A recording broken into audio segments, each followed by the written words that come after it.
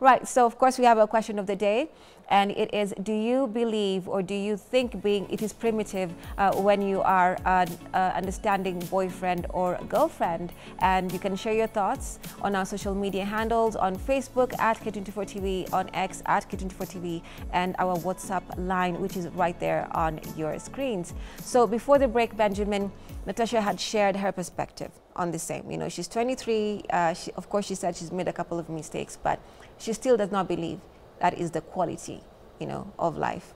And so far, like I said, also, you have counseled young men and women, and you told me, you know, off air that they only listen when things have gone left completely, you know. So how can you come from? I think what I've interacted with the most, and I'll reiterate this, is people come from the worst, and they do not feel that they can be able to, you know, salvage that. And also the parents who are parenting the Gen Zs, you know, they sometimes show their faults, you know, in front of these young children and parent them through their pain and their fears. So it comes out in the children. And you'll hear the young men and women saying, I have so much, you know, pressure from my parents, and I don't know what to do about it. And that's something that pains, you know, our young people very much. What would you advise? How would you advise the parents and the children in that regard? Just to maybe adjust what you were discussing there, is to tell you that young people do listen. Only there's a number that doesn't want to listen until they learn through experience. But on TikTok, I have close to 500,000 followers. On Instagram, like 120. I'm just telling you spaces where it's young people, majority. Facebook, YouTube, I have a lot of followership. And one of my best-selling books is for pre-25s. It's called Dreams Before Dating. The next one is Healing Your Inner Self to Commence Your Best Life. What we have found with a lot of experience, what I teach my own children, the people I know I have to do life with, and what I did myself that season, is to prepare. You carry gold within you. There's gold within you, and the world doesn't know about it. And it will never be discovered if you don't dig it up yourself. That you dig deep to find gold by, one, learning to center your career around your gifts. Just because you're college does not mean you have found your career path. Many times we take courses advised by outsiders. So that's the time, in fact, research shows 60% of Kenyan young people are doing things they'll never practice. That's the time you find out what you're really good at. I was studying law, but I discovered I was better in psychological and life coaching fields. How did I discover that? By self-search. There are tools online for self-discovery. Many of them today can't give you 5 words to describe their personality. They just say, I'm neither extrovert or introvert, I'm just ambivert, I'm in between. They are lost. But if you take personality tests, many of them are free, or they cost very little, something you can actually afford. Something costs less than a beer or alcohol. They can give you a book that can give you a lot of insight. You get to know where you lean towards. Another thing is, many of them don't know what mistakes their parents did. And I hope you know that having an absent mother leaves you a pain you have to heal from. Even if she's present, but she's not a friend, she's not affectionate. She can't see you because she's battling her own battles. She has a fight with her husband. She feels in some, or she got you before she was ready for life, and she feels like you interrupted her life, you know? Or the way you grew up as a child, if you do not have loving, stable, present parents, you are left with problems to deal with. But who will ever tell you that? You just think it's in the past, doesn't affect you, until you try to show up for life and realize you are numb, you are unable to stretch on that level because you can't give love because you don't know the language of love. So I'm just saying that season is for correcting your past, for bringing out your best potential, for centering your career around your gifts, for adjusting. And it's the only season. Makes me feel like crying because society wants to keep you running after the wrong things. You don't need to run after a girl now. That itch, sometimes you feel a compulsive desire for sexual gratification. That is a symptom that you're so detached from your own feelings that you're unable to contain yourself, and you feel explosive rage, explosive lust, explosive desire for validation. Bro, the solution is not to run after a girl. The solution is to ask yourself, why am I so controlled by my feelings? Then you will discover something. One, you've been feeding yourself mental diet. You've been feeding yourself a lot of stimulating content. For example, it may be a very simple problem. You have been hanging around the wrong company. You just learn how to tame that. If you learn how to control your feelings before you're married, you learn how to control your feelings inside marriage. Because even inside marriage, you don't have sex every day available. You may be away on a trip. The person may be indisposed health-wise. There may be just problems. But if you never learn to control yourself, you'll have to do something. You know, kile wanaita nyonga monkey. You'll be forced to do something weird. Or fall on someone, look for someone. So those skills we learn that time, they help us even to be loyal in marriage. So that's the time when you are young to flee sexual immorality. The Bible says to run away, not to negotiate. There's no other purpose for having boyfriend, girlfriend when you're not trying to get married. You'll have to get sexual or do things close to it, because that's not the time to become wife or husband. Many of them know it. They don't have the capacity to carry family now. They don't have the capacity to really manage a home, lead a family, provide financially, be there, show vision, leadership. They know that part. Because they don't know what else they should be doing. They think, okay, to pass time, let's just hang out, let's keep your company. No, that's the time to learn yourself, dig the gold within, build the pure gold of character, delayed gratification, self-control, emotional intelligence, self-understanding, networking. That season is season for you to learn to be alone. And again, to finish, the young people, if you don't have a reference of a time you were single, even when you marry an abuser, you walk out, because you can't imagine. And how do you, explain to them the wiring, before we come to Natasha, of being purpose-driven?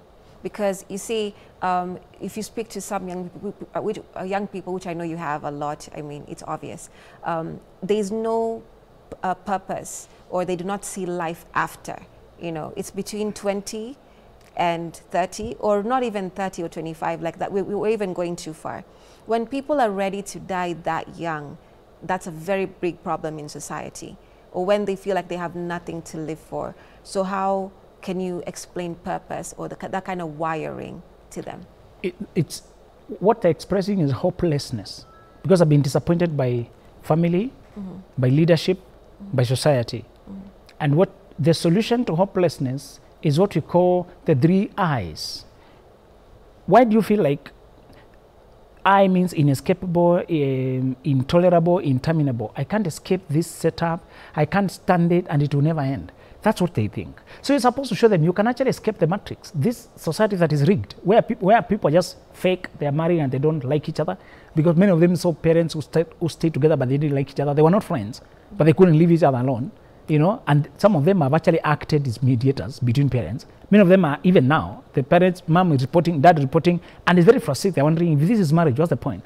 Others have seen some people talk a lot of Christianese, but they're very fake at home. So it's a frustration they're expressing. Yeah, basically, like, you're not what you say. So a society that carries ideals, but it's very few to emulate, but the people who are doing the opposite of the same are the ones that they want to be like, because they're more core in that particular, And the solution, because me too, I suffered that.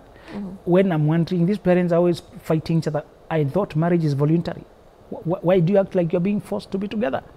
Why do you sleep in the same room and we hear you blowing blows inside there? It was very frustrating. I've been there, and the solution I found is what I recommend to them. Self-define. Stop saying you must continue what you saw. That's when I decided, if we are not friends, I'll not marry you. I'll marry a friend so that we don't have to fight. And again, I want genuine happiness, genuine love. When I asked from life, and I want them to ask from life, from teachers, how can I find a healthy marriage apart from what I saw? How can I find a meaningful life apart from the drunkenness and the escapism my dad had? He's only happy when he's out. When he's at home, he's very police-like and aloof and at the corner and holding newspaper and remote control. I was told, just self-heal and define your life. Actually, you will find the right teachers. So I'm just telling them, drop the frustration with what you saw. Just say that they are on their own path and define your own path. You can actually find a vibrant, happy life if you want it. So instead of getting frustrated, use that energy to redefine. And now I live by different values. I don't have to copy my father's values. Right. We'll go back to that. Natasha, what do you, perceive, or when you hear purpose, what comes to mind? Are you purpose-driven? Pardon? When you hear the word purpose or you think about it, what comes to mind? And are you purpose-driven? Preference. Purpose. Purpose. Oh. Yes. what comes to mind is what I think I can do best, but now make a living off of it, and you know, live happily doing it for the rest of my life. That's what's like is in mind right now when I hear purpose. And I agree with what he's saying. It is very important that you find what you love doing, so you don't live a miserable life. That's a common understanding, you know. But then again, you have to understand that these people are not, you cannot just come tell me, do this, do this, do this, and I am expected to do it. I have to understand why I'm doing it. Hence why people will be willing to make mistakes before they come back to what is right, you know. Because, for example, when I was in high school, I was very hard-headed. You know, nilikuwa nafanya vitu nadai. I was just doing things I just wanted to do at that moment. And it is true, because of things that probably were going on at home, the losses that I had faced at that time, I did not understand why I was acting the way I was. And until it came on to the later date where I got to understand why I was acting the way I was, I had to go through that to understand why I behaved the way I did, why I was being, you know, very hard-headed and all that. So I genuinely feel, as much as you are telling people to do this and do this and do this, life does not have a specific manual, and people have to go through their own to understand what you're saying, which is very, very true. It is actually very profound, and I appreciate it. Yeah, I'm learning a lot. Right, I hear you. That's a perspective, Benjamin. And let me just pick a keyword from what you said. Life does not have a manual. So you have to make it, you know, what you will and find your way. You did, you know, you saw your parents worrying and you decided that's not your life. And I am Benjamin Zulu. This is what I'm going to be doing, right? So how does one make the word purpose, especially because it's really important to have for our young people, you know, something that they can endeavor to. Like we said, the ideal is made to look the opposite. You know, it's made to look bad, and then the bad is what flourishes, you know, most of the time. So it almost makes people perceive that you cannot be more than what society tells you to, which is not the truth. Life does have a manual. It's called, one man was about to die and he was 36. He had lived so rebelliously, he didn't care. And he was told, okay, shut up. You've despised why you were created and you went your own way. Put your house in order. He came back to his senses and said, so this life didn't belong to me anyway. It was given as a loan to me, but serve a certain purpose. I come back to my senses. Please add me some time. He was given 15 years. When he was given more 15 years, that's when he stated what I call the life manual. He said, by these things men live. And in these things is the life of my soul. He meant the word of God, the will of God. If you are your own God, life has no manual. If you respect God, his word is your manual. So it's okay. God doesn't compel people to believe them. Those who say, I will live for myself, continue. By no means do we proclaim to impose on anyone. We just say, if at all you believe you're here to serve a purpose from your Creator, his will for you will be your way. By these things men live. Thank you. That is powerful. So we are, of course, going now into, let's cross over from 21 to 25. Yes.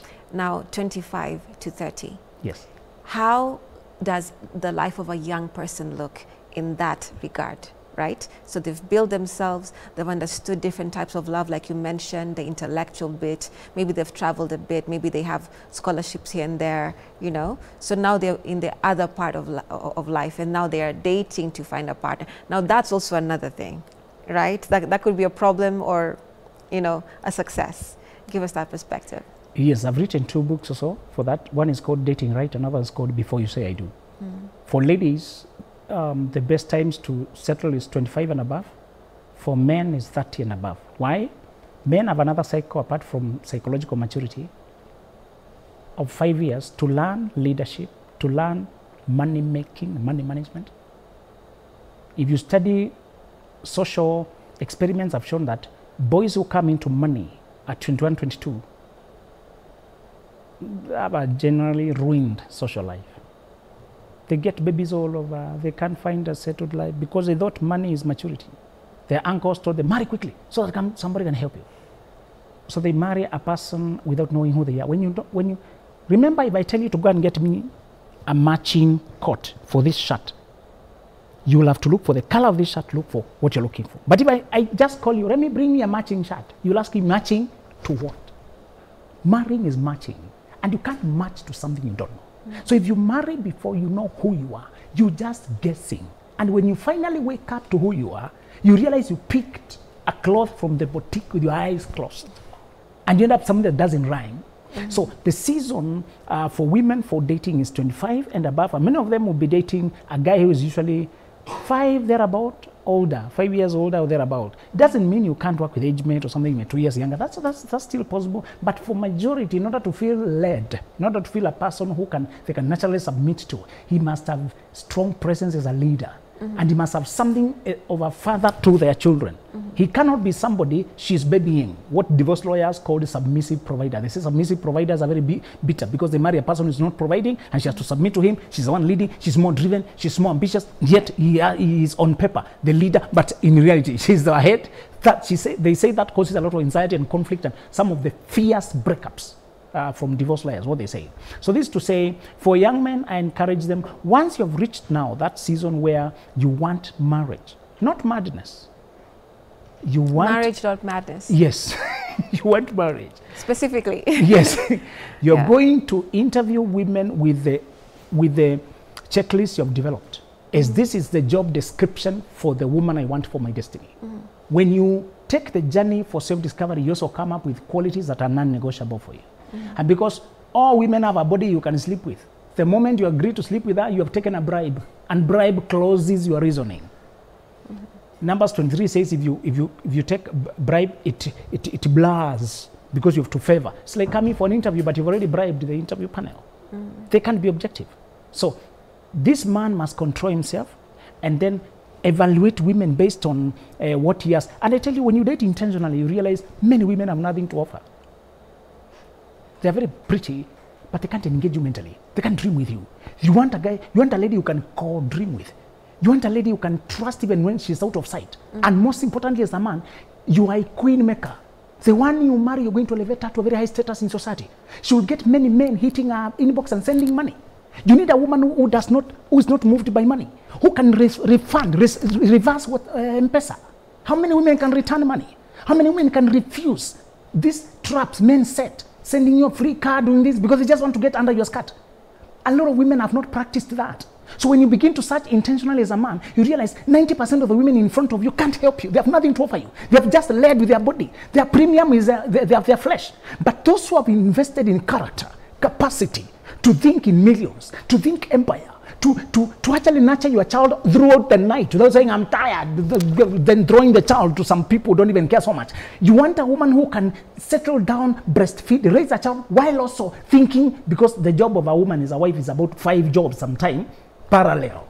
To be a partner to the guy, to run the home, to look over the child, to run your own job, do your own self-care, do your social management of that family affairs. Sometimes a woman has so many jobs. The capacity for the wife of the man who is intentional is very large. So this wildness of women who had one boyfriend from 21, another one from 24, another 26, then she's arriving to you after she has been sleeping with men for 10 years. What does she have to present you? Right. Yeah. Very interesting perspective. Natasha, your thoughts on this? Natasha, your thoughts on the same? Oh, okay. So, wow. Wow. Okay. Very true, very precise, very on point, and I agree with everything he said. Apparently, not apparently, you need to be purposeful with who you're dating, with who you're sleeping with, and who you decide to get married to. Before, when dating, you're supposed to be looking at the bigger picture. You have to have an aerial view of everything. And wow, Benjamin, wow. Yes, yeah. I'm inspired now. I am, yes, that's all I have to say. Right, right. Well, Benjamin, you say marriage, not madness. You have to be very careful upon that. And before we end, interview. You said interview while dating. I don't think people call it that. People call it many things, and we fail to understand that it's actually, like you said, an interview. It should be an interaction in the boardroom, not in the bedroom. You should interact across table like this. I liked you. I feel our Bluetooth connecting. You know the Wi-Fi connection? Yeah. I feel the vibe. But then we don't rush to go to do some heavy breathing for 5 minutes between the sheets. Now we are trying to learn each other. That's madness. Yeah. Most people are biologically sexable. Okay? Most people are. Biologically, you can sleep with anything, surely. Even if you close your eyes, any female thing. I mean, you know. But for the person who can catch your soul, who can conceptualize and sense, one of the best gifts my wife gives me is she can anticipate my thoughts. How many women can do that? And they can even sense when you're stressed. Sometimes men are stressed and they deny it. They don't even know that they are stressed. But she can hear how you breathe. You're not okay. So, you're breathing a bit faster, than usual. You had a restless sleep. Who has time to watch that you had a restless sleep? You know? That you are, and then you reflect. Oh yeah, but it's about that deal. I think that thing is stressing me. It's about those guys. So I'm just saying, the best thing is to come to dating. I'm talking a lot to men because gentlemen don't have anybody to teach them. Men learn dating the wrong way because they learn to woo women for sex when they are young. When it comes time for talking to women of substance, they start fearing them. When a woman drives into the date with a car, the guy doesn't know how to talk to her because she doesn't need fare to come. Then he doesn't see his relevance. You're supposed to talk to these women. Passion, affection. All women, even if they are presidents, they still desire a baby girl treatment. Make her laugh. It's still a woman, so you have to be very confident as a man to do that. Yes. Benjamin, unfortunately, we've come to the end of our time. Yes, but we'd love to have you back on so that we elaborate more of this part. Now we cross over from, this youngin age, you've built yourself into the proper dating, and we need to break down a lot of things from the interview. We've gotten a bit of the man side. You can elaborate more on that. Now we'll get the female side, what is supposed to do, how she's supposed to look like. Nimeona ukiambia watu msikuje mmevaa nguo ambazo if you're looking funny there, a man would not want to see that. Like just come presentable. So there's so much to elaborate and break down, but I want to appreciate you for coming in. We appreciate your perspective and of course your views on this. And we'll have time to do more. And Natasha, I want to also appreciate you for coming in with your youthful perspective. And thank you so much for elaborating, your end of things with us also. Thank you so much. We appreciate it. And we want to appreciate you, our viewers, for sending in your comments, your views, your perspectives from Facebook, Twitter, WhatsApp. We appreciate you so much. They were coming in. They're right there on the bottom of your screens. I'm sure some of you have been reading them. And if you've been sending them, of course, we've been putting them right there. Thank you so much for joining us this morning on Heart to Heart on Morning Vibe. I've been your host, Remmy Majala. We'll see you again tomorrow. Godspeed.